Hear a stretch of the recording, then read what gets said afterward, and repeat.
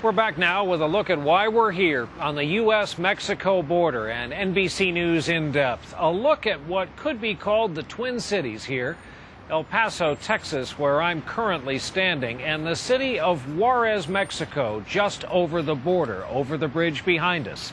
The fates and fortunes of both these places cannot be separated, as we learn tonight from NBC's Don Teague. From high above, it's hard to tell where El Paso ends and Juarez begins. These border cities are tied together so closely, in some ways they're inseparable.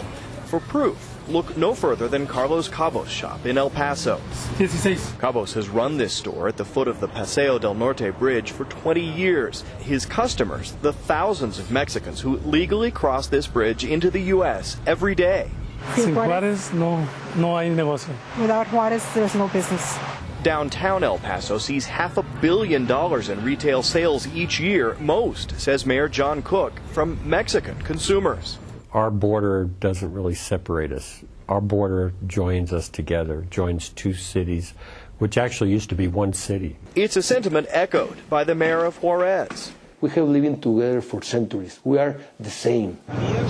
But there are some obvious differences. Juarez is plagued by extreme poverty, crime, and drug-fueled violence. Mexicans who can send their children into the U.S. for better schools.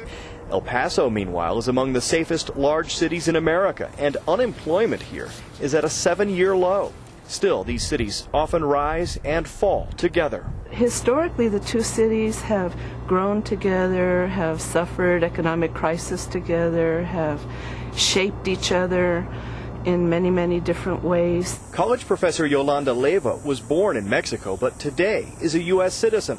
Like 70% of El Paso's population, she has ties to both countries. What does it mean to be an American? What is the cultural part of being American? Does it mean you just speak English?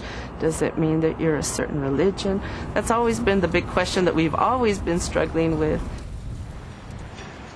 Well, the tale of these two cities is still very much the distance between the haves and the have-nots. And, Brian, as you know, the distance here is the length of this bridge behind us. That's right. And what better place to illustrate this issue? Don, thanks for that. It's good to have you here with us on this story.